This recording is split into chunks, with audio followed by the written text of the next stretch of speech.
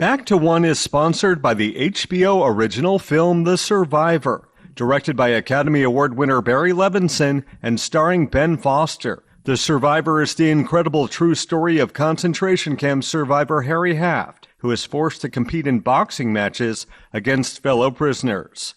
Variety has called it Levinson's best film in years, while Screen Daily says Foster's portrayal is unflinching. The Guardian hails that The Survivor is produced with craftsmanship and confidence.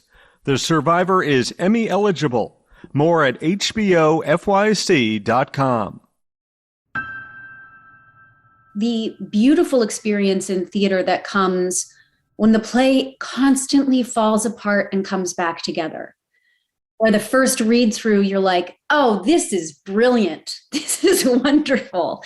And then you get into table work and you start to question the play and your own capacity to do it. And then by the end of table work, you're like, oh yeah, I get this. And then you get to blocking and you're like, I don't know how to do anything human. This will never work. And then by the end of blocking, you're like, I really have a sense of it. Then you get to the theater and suddenly you're like, oh no, the blocking that I came up with in the room stopped making sense. This will never work. So it is that process of falling apart and coming together. And every time it falls apart and comes together, new things are achieved and new depth is found. And there's greater integration of all the things. Filmmaker Magazine presents Back to One with Peter Rinaldi. Allison Pill is an actor. She sat down with me in cyberspace to talk about the work. Do you have a typical first step that you like to take when you try to figure out how to wrap your arms around a new character? I think the typical first step has definitely shifted over time. I think starting to do theater when I was like 17, 18 brought a whole new awareness to physicality as a way in that I'd never had previously in TV and film, when you're just sort of so focused on the close-up or the, kind of cowboy, like mid-size thing. But when so many things on set are out of your control, having some kind of self-contained physical idea can be really helpful, that nobody can take away from you. Maybe nobody notices or cares about. But I find it sort of very centering and helpful in the midst of chaos to, or, in the case of TV, when you've had a week off or you're shooting, 3 episodes at once, to at least know that I have some kind of touchstone in the character. Mm-hmm. And that can be physical. Mm-hmm. Sometimes it's not, but, and sometimes it sort of develops over the course of a project. But I would say it's become more typical post-theater that it is a physical way in. Can you just give me an example of something, maybe not something that you used, if you don't want to, but just something that I can understand better? Is this something that you're embodying or something that mentally you're thinking about and it's physically working in you? Those two things might be the same thing that I'm asking. I guess I just want to know. Like, what do I mean? Yeah, I mean, it's when you're saying it's like because it's interesting that you're saying that this is one of the first things.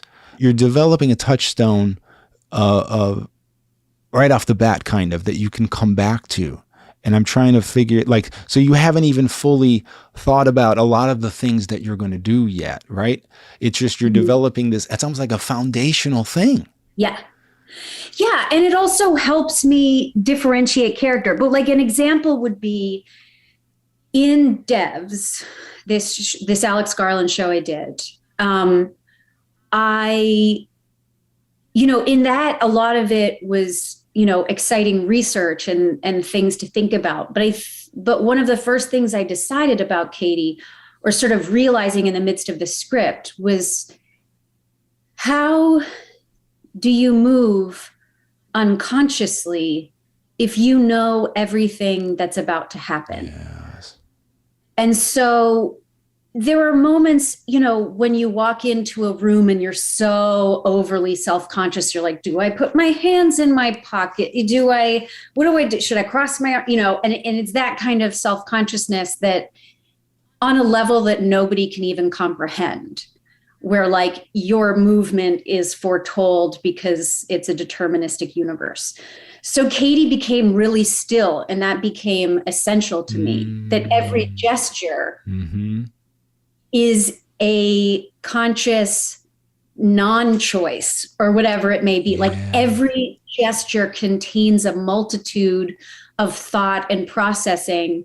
And, and then in the flashback, there is some postural element that's the same, but she moves like kind of she has a much greater freedom of movement when we see her before she knows that there is this machine that knows everything, and can watch things from the future play out because of this deterministic universe. So that's an example of where that is foundational, and it goes to everything in her experience. And I think in the midst of shooting what is essentially like an 8-hour-long movie over the course of 6 months, being able to return to on different continents, being able to return to like, oh, she's still, and I am not still. So it becomes a really easy way for me to go, oh, right. Katie doesn't move. I get it. And that can be really helpful. Yes. It's so interesting that you as a child, you were doing a lot of on-camera work. Then you went into, as a young person, into theater, right? Is that right? Yes. So you weren't doing theater as a young child in a professional way. Right. Yeah. I was part of, a kids theater group with a wonderful teacher, Jill Frappier, but we, it was kids putting on a show in like a church basement, And so tell me some of the other things that you adapted in your work, at a young age that the stage kind of pushed along. Well, I think there's a couple of things about my opportunity to get onto the New York stage. So it also came at a point in my life when I was considering quitting acting, because I was 17, considering college, trying to figure out what to do with my life, whether I had ever actually loved acting or whether it was just something that I was, good at enough as a kid to be cast in all of these things, whether I had a passion for it and whether I could survive the industrial bent of so much of it, where it just feels like any artistic presence gets snuffed out. So I feel like I was at a crossroads in many ways by the time I started doing plays. And so the importance to me of plays and what I learned is also about falling in love with acting as, at least a legal adult, if not a sort of, mindfully present grown-up person. But like at 18 going, oh, there's a whole nother realm to this that I never knew existed. And a lot of that is in the body. And a lot of that is in rehearsal and getting to know something so well by repetition and by exploration, and how things can change over time. Because when you've only had the experience of 2 takes per shot, you maybe run the scene a couple of times in blocking, and then starts cover whatever, like you get to spend 2 hours at most, maybe, with what could be a very important scene to you. That's what you have. So the idea of spending time at the table and also the beautiful experience in theater that comes when the play constantly falls apart and comes back together. Or the first read through, you're like, oh, this is brilliant. This is wonderful. And then you get into table work and you start to question the play and your own capacity to do it. And then by the end of table work, you're like, oh yeah, I get this. And then you get to blocking and you're like, I don't know how to do anything human. This will never work. And then by the end of blocking, you're like, I really have a sense of it. Then you get to the theater and suddenly you're like, oh no, the blocking that I came up with in the room stopped making sense. This will never work. And then, so it is that process of falling apart and coming together. And every time it falls apart and comes together, new things are achieved and new depth is found.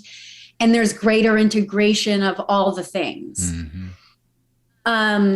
Which is not something you often get a chance to do on a film, because the times usually when it falls apart is in the edit.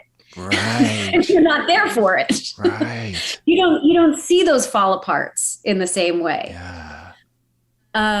So I think for me, theater became a way to be part of the editing process and to be part of the entire creative process in a way that as a film and television actor, you don't get to do. Yes.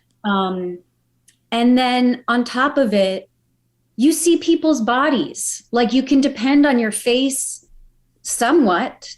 You know, it depends on how small the theater, but if you're playing a Broadway house, your performance has to work across the board, physically, vocally, and whatever facial expressions you choose to make. But there's something essential that you have to carry across to a great number of people without the help of a camera.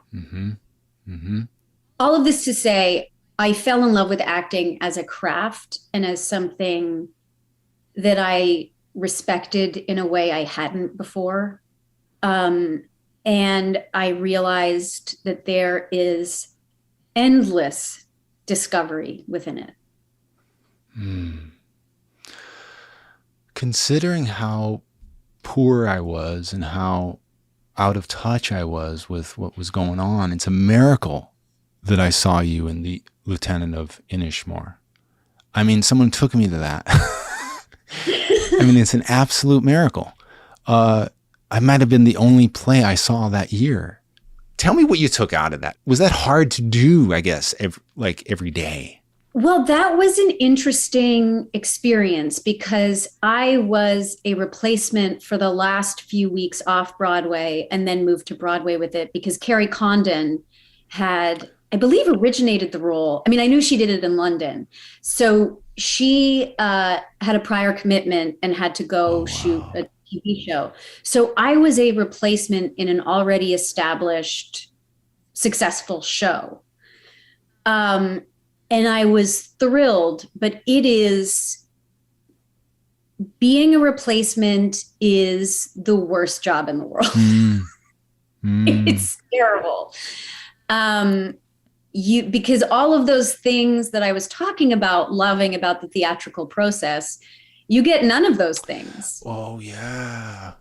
You get no table work. Right. The blocking has been established. Oh, my God. So I was rehearsing with the stage manager, playing the part and running it with the director and doing it all ass backwards because it's not like I was establishing the blocking. The blocking was what it was. I had to figure out why that blocking would be for me. Right. So, and to a degree, you know, reblocking it on the Broadway stage was helpful to have the tech opportunity to sort of bond with the cast and, you know, meet these people who had been together for months already. Oh, God. Yeah, it's a very strange experience that I don't think I would do again. Yeah. And I was so grateful for. I mean, it's such a part and it's such a play and it was such a glorious production.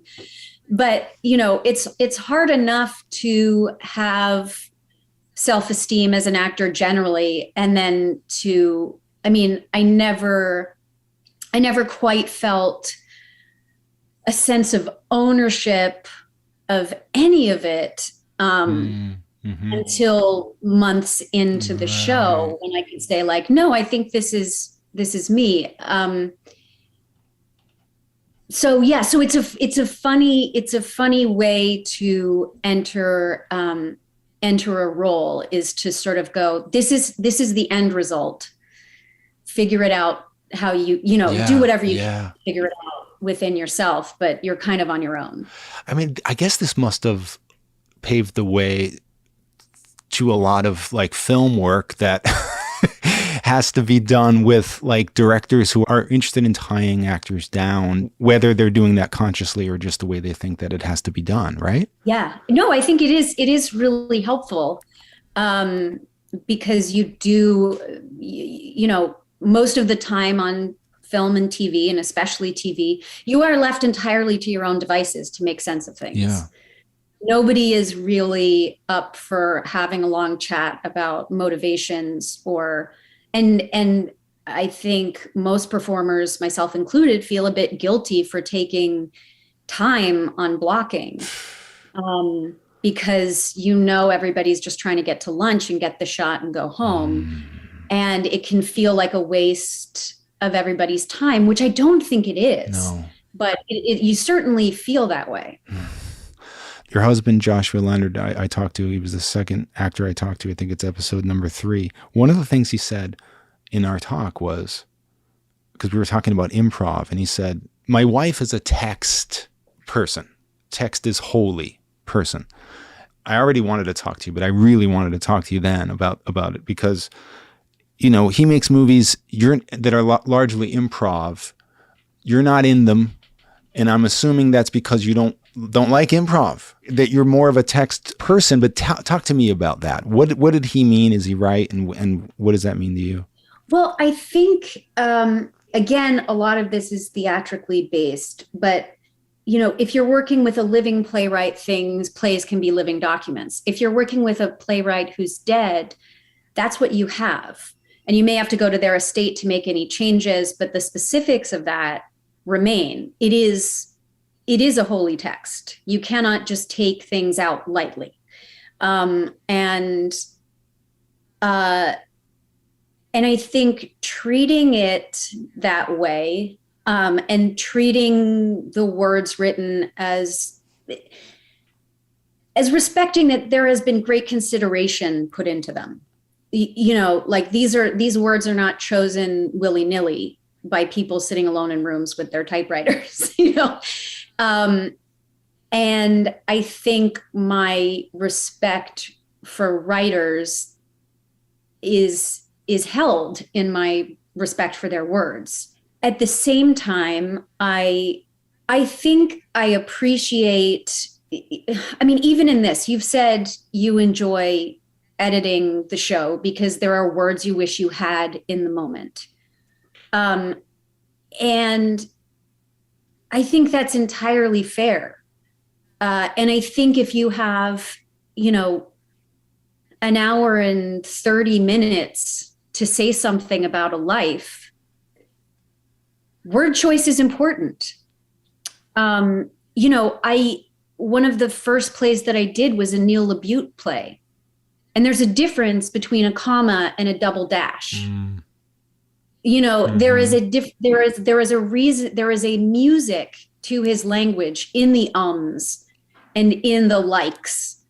And it is a vernacular that is particular, and ums in a different place would change the rhythm. And so it's not to say it has to be like Shakespearean dialogue that is specific. I think everything should be specific. Yeah. That's just what I think is better. You have limited time to tell a story. And I don't have time to lose the musicality of something. So often my complaint with improv, unless it's live, I really adore live improv.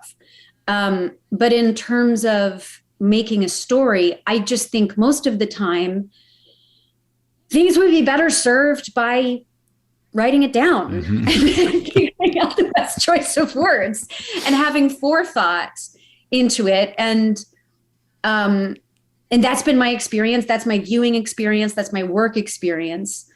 I appreciate that some people think that there is something beautifully natural and messy that comes from that kind of work.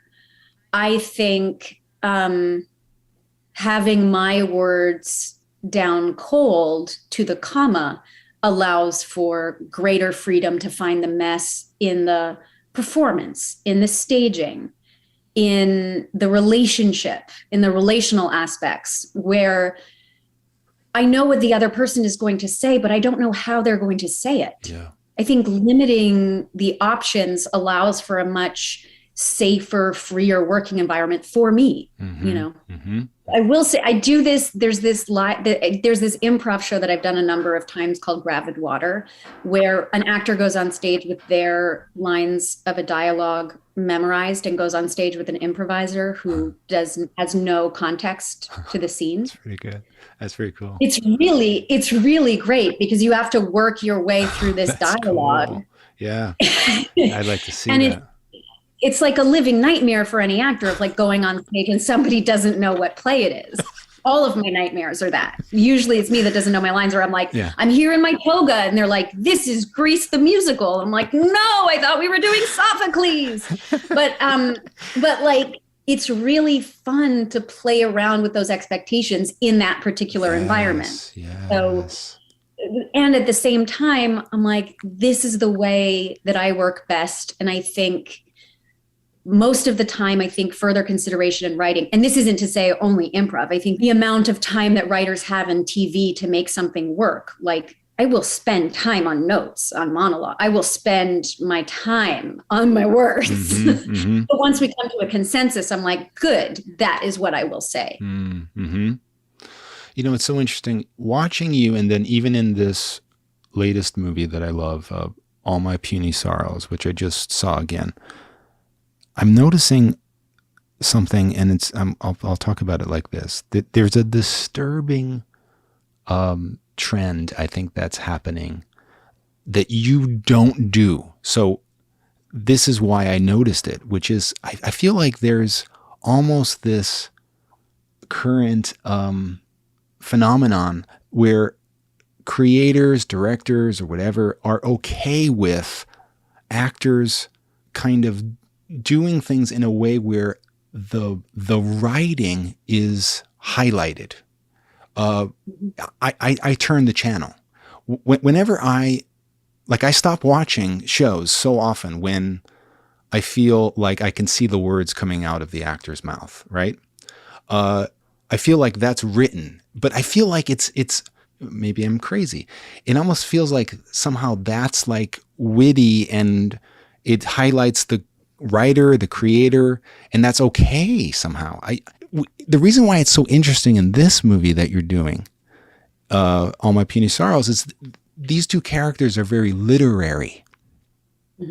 So that's why it's even more amazing that you don't have like this. Basically what I'm saying is, if somebody wanted to highlight their writing, they shouldn't hire Alison Pill. Because what Alison Pill does is she has a character saying words from the character, which is what I think actors should do.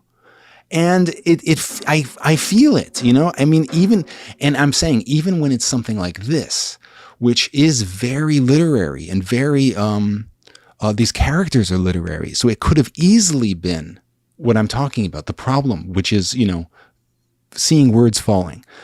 So I guess I'm asking an unanswerable question. Like, how do you do that? I think you raise a good point. I mean, I'm considering what you're saying, and maybe it's because of the rise of television, of how much power writers have over directors, sort of. And yeah, I'm interested. I'm interested in what you're positing. In terms of how I mean, I think it's what you say. Like, it's not. It's like seeing good Shakespeare. Like, good Shakespeare, you forget is Shakespeare. Right. It feels current and of the moment, but you have to balance out the words and the emotion. Yes. Constantly balancing. It is iambic pentameter. You have to have an awareness of the rhythm of the language and the music of the language. But, a good song, like a good standard song, you can hear Ella Fitzgerald do it. And then you hear Sarah Vaughan and you're like, those are two entirely different songs. Yeah.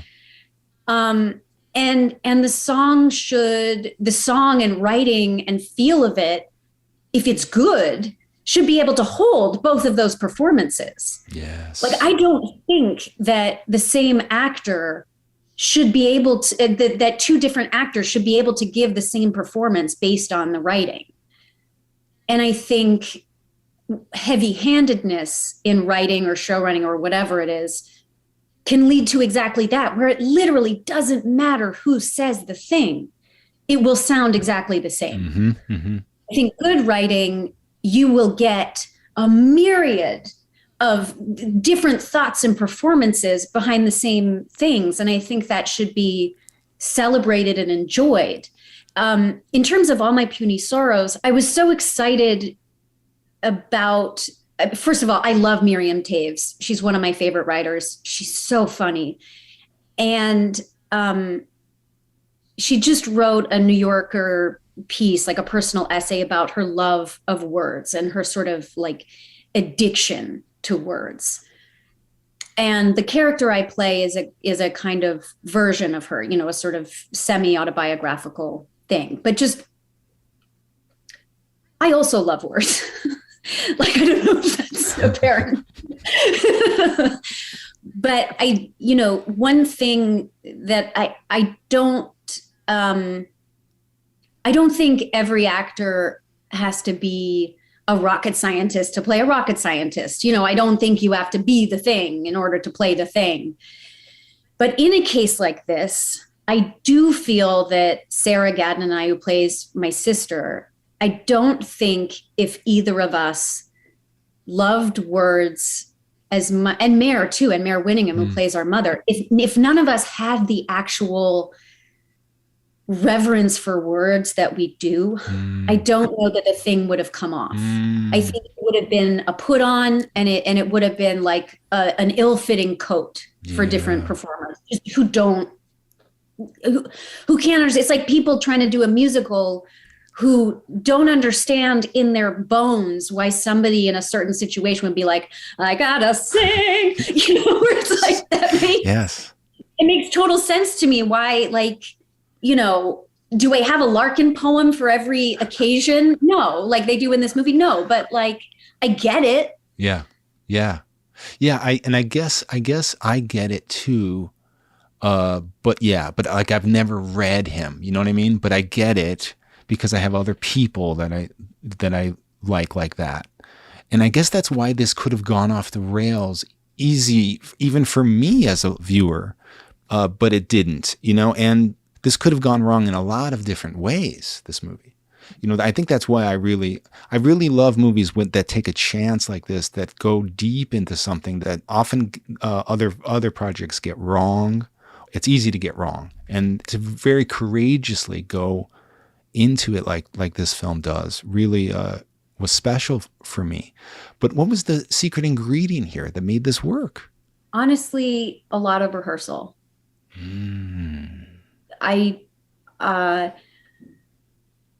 I came on rather late to the project that was already funded, and they were like, okay, we have this money, we can shoot in North Bay, we're going. And Sarah had been attached, and I'd known Sarah, and I was so excited about it. But it was sort of like, oh my gosh, what is even happening? Me and my daughter are driving up to North Bay. We're going to quarantine for 2 weeks, and like, what the heck? So those 2 weeks of quarantine were just spent over Zoom, like Sarah, Mike McGowan, the director, and myself going through specifically like all of those hospital room scenes. And then Sarah and me, we shot those hospital scenes last. And so we had not only the 2 weeks like prior to shooting, but also weekends, evenings, whenever we could. She and I would get together. We reworked a lot of those scenes, figuring out what the point of each of them was, to to get rid of any repetition between them so that they were each standalone kind of little one-act plays. At the same time as furthering the arc of the overall story. Because we knew if those long scenes between the two of us didn't work, there was no film. Absolutely. Yes. And thankfully, Sarah is a similarly directed, like we have a similar love of rehearsal and figuring out the words and a real specificity that allowed us to craft those scenes so that by the time we got to set, we knew them so well, and we knew a lot of the limits of them, of how far we could go, of like, we had tried it so many different ways, each one of those scenes. And the words were in our bones because we'd run them so many times. Yes. And it takes that kind of commitment to first make sure that everything on the page needs to be there, is doing the thing that it wants to do. And then on top of it, just once things are set, running them so that you're not searching for words in the moment of trying to establish all those other things. And I told Mike early on, because he's more of a like, figure it, like he was a little reticent to try the rehearsal route because he wanted things to be fresh, which I hear a lot. And I understand. I do understand. And for some actors, rehearsal kills whatever they were going to find. I think for me, the theatrical experience of falling apart, putting together gives me more hope, because normally the first read is great. It is that natural one. But if you haven't done the rest of the work for it to fall apart and put it back together, then you're just left with, we have one good take in the master, and the rest of it is sort of like searching for something. Right. So he did come around, and he was really great, because I was like, first of all, I just need to run these lines a lot because I'm in every scene of the movie, and I don't want to be spending time at night when I want to cook supper for my kid or whatever else and take a break to be looking at the words for the next day. I want these in my bones so that when we get to set, I can just play. Yeah. Does it worry you that like the current state of cinema distribution, what have you, of just like a movie like this? Like I feel, kind of privileged because I saw it. I don't know if it would have come to me. Yeah. Do you know what I mean? Like that scares me. Does this kind of thing, worry you, or do you just, like, I've talked to actors where they're just like, that's not my problem. I put it out there and moving on. I think reception of the thing can never be the reason to do it. And that has to do with distribution. It has to do with the amount of attention something gets. In order to maintain my own sanity and willingness to go to work. Yeah. I'm getting better at letting those expectations go. Because even with a large marketing budget or a bigger distribution company or whatever, people still might not see it. Or the critics might not say the right things, or people just might not be in the mood. The things, so many things that I have loved so dearly have not really gotten the attention that I believe they deserve. Yes. And things that I've done that I don't really admire have. Right. So right. I don't know that, distribution and cinematic release and how people take in media of all kinds are big questions. I don't deny that. But I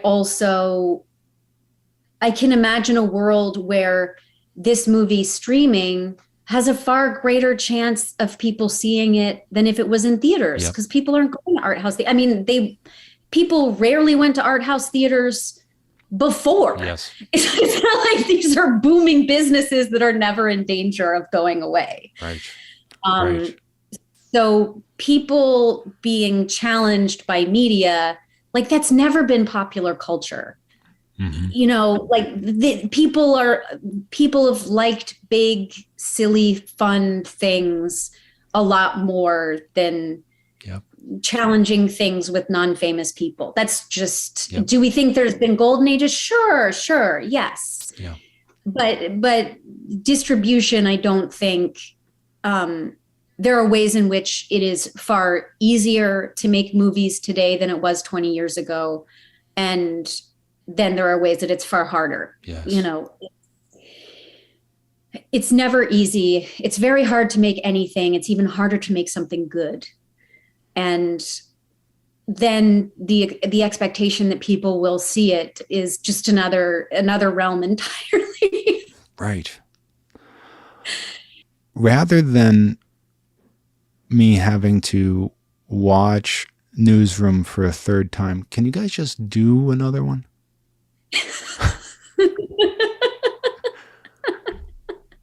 I mean, watching that again, I can't even imagine watching it. It would be like watching a world that was in like Disneyland, or like it would seem like Disneyland compared to this world right now. Yeah, I literally can't imagine that show in this day and age. I really can't. It would almost be like a triage room, right? I mean, considering what's going on, you know what I mean? Like it would be like so much like panic. Yeah, I honestly, I don't know. But isn't that why we need it, is what I'm saying? Like, it would be a good escape. Yeah, no, I think the escapism of it is nice. And the sort of like beauty of 2020 sight for the past, like all of those things are great. Like, you know, you can look very smart when you're looking at 2 years ago and you're like, this is what I would have done. Yes. And all of us are like, yeah, you should have done that. What a different, cool world. I don't think that framework would really work today. I don't think we could stand it. It would just be. Yeah, you might be right. Like, I would rather see, you know, like a show about the people at the economic hardship reporting group, you know, like a tiny newsroom that's like Barbara Ehrenreich's trying to fund, you know, actual people living in poverty, reporting on poverty. Yes. And from firsthand experience and looking at like, I mean, that sounds like a cool show. Yes, with the cast of Newsroom. Yes. Perfect. Exactly. Perfect. Sold. You have a hit here. Thank you. Oh, great. I'm going to go pitch it tomorrow. Allison Pill, thank you so much. Thank you. Thank you so much for having me. This was a delight. Back to One is a production of Filmmaker Magazine, which is a publication of The Gotham, formerly IFP. Listen to back episodes of this podcast at filmmakermagazine.com or wherever you get your podcasts.